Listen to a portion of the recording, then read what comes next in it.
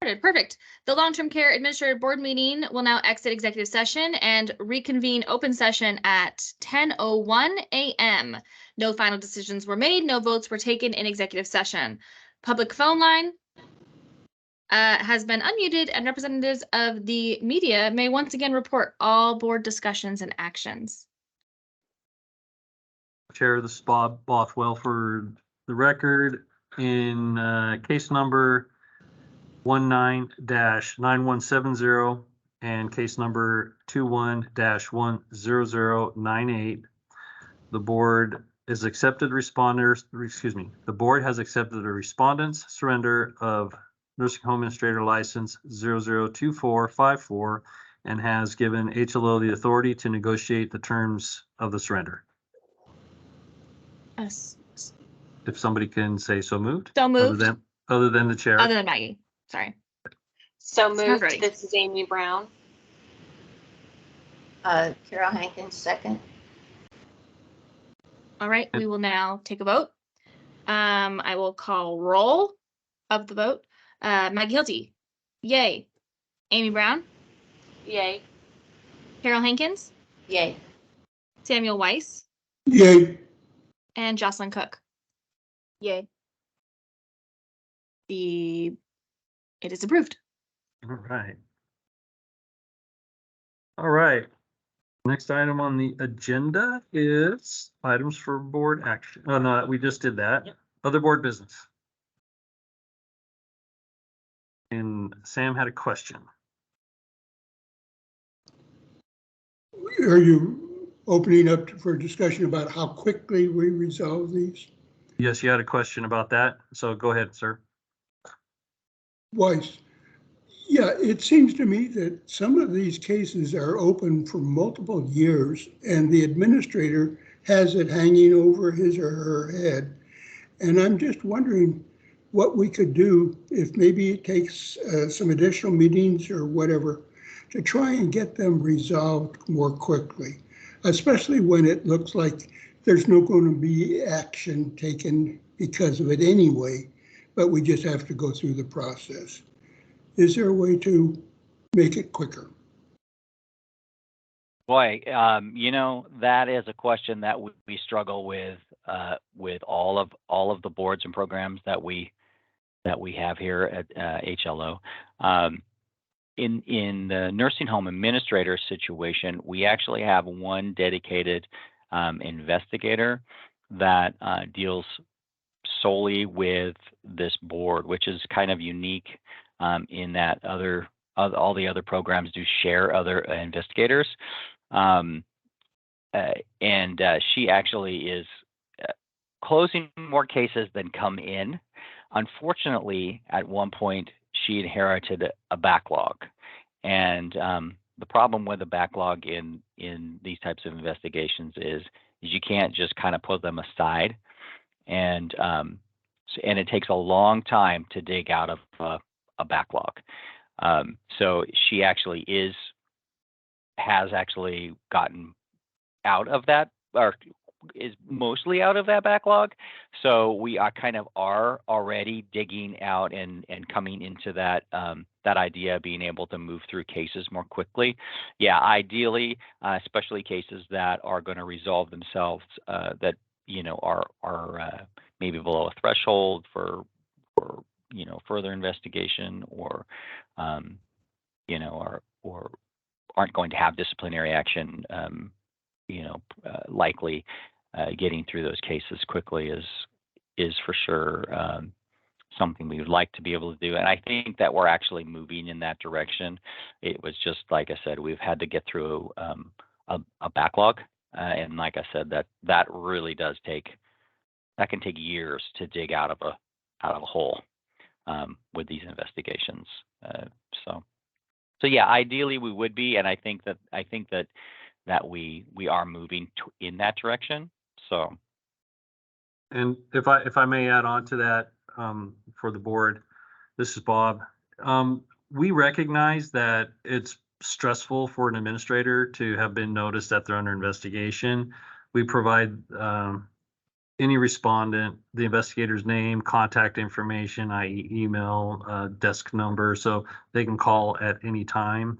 And to echo what Trampus said is we do have an investigator dedicated to this board. These are the only cases that she works, and unlike any other board. So, you know, we get it. We understand that it's stressful, but we do our darndest to get through them as fast as we can and make sure the respondents can reach out to us at any time. Okay, the thing that is on my mind is if it is somewhat resolved, it could still be another 6 months before we have a board meeting to resolve it. And so do we maybe get to a point where there's enough that somewhere in that 6 months we could have a special board meeting to resolve them so it doesn't take as long to get that taken care of? Yeah, so as far as that goes, if there are cases that are needing board review and we had if we had a lot of them or we had something that was really urgent, then we could contact the board and try to set up a meeting in between meetings, especially for the special purpose of working through cases. And we have done that with other groups. It just depends on if we have a quantity or something that's urgent enough to have one of those meetings. We definitely do have them and would have them if we had something to do that with, for sure. Well, then the question is, what constitutes a quorum to have a board meeting? So it would be a majority of the board members. So a majority of the members of the board. So however many you are supposed to have, half of those plus one. So we have 8 filled, half would be 4, a majority therefore is 5. Correct. Do we even have 5 today? Yes, we do. Okay.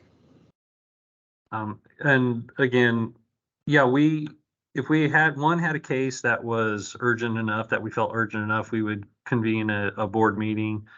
Some of the other hurdles we have with convening board meetings, as you may or may not be aware, is quorum. You just said that, but with 19 programs running here and only 365 days on the calendar, we'd sometimes have difficulty scheduling board meetings we're required to have.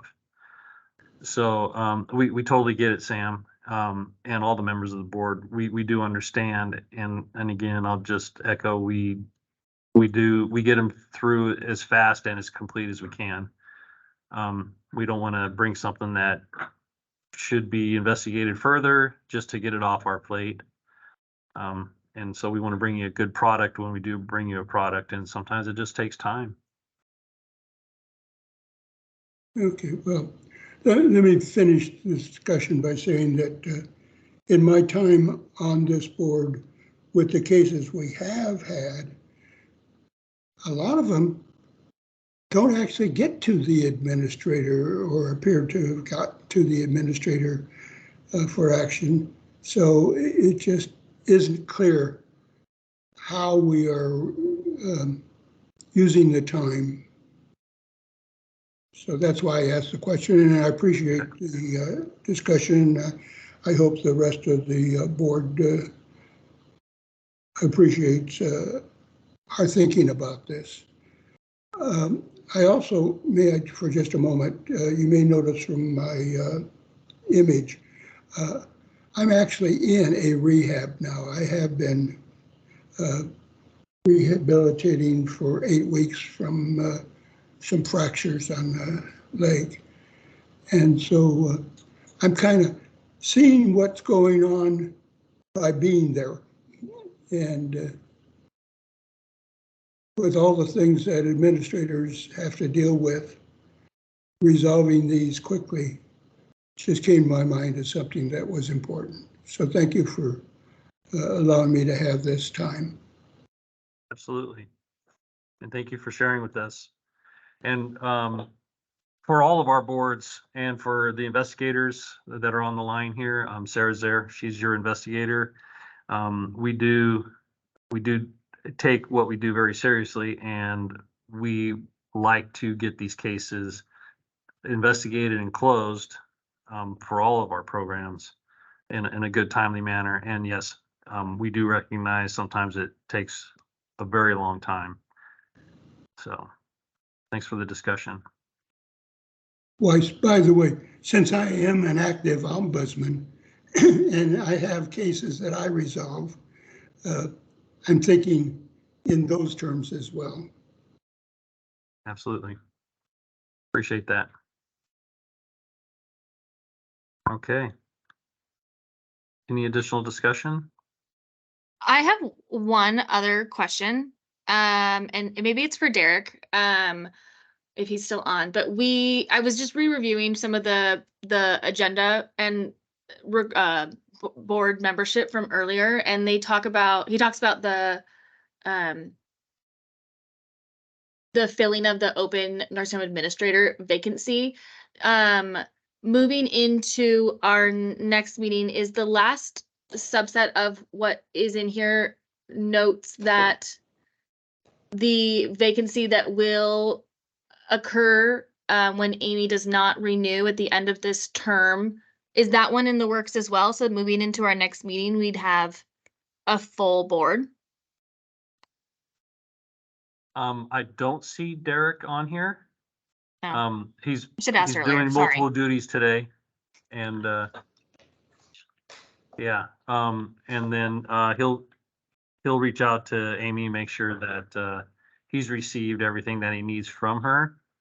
And then he works very closely with the governor's office, and so once they have names, they will get them.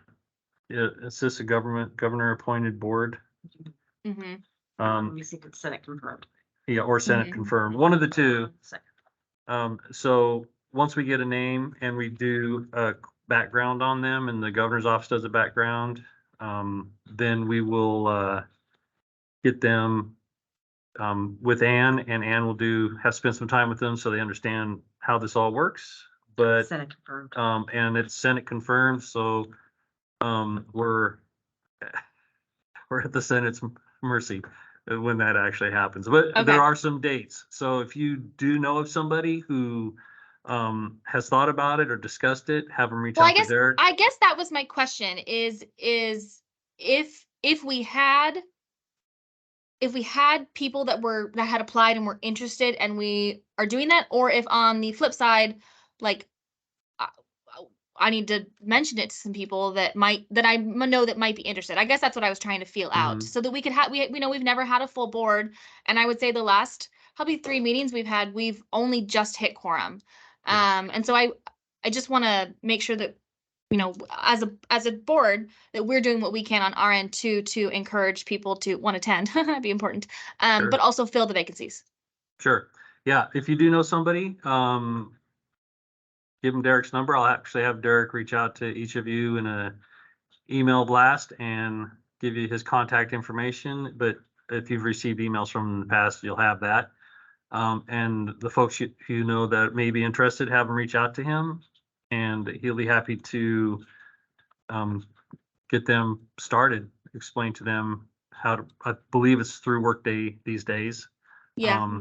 So, he'll work with them to make sure they can get an account, get logged on, and get their names in front of the governor's office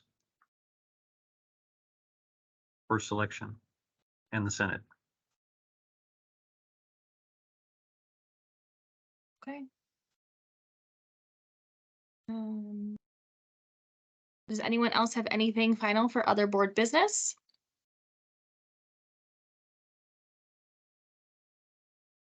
Okay. Then I think we'll move to adjourn. So the Long-Term Care Administrators Board meeting is adjourned at 10:16 a.m.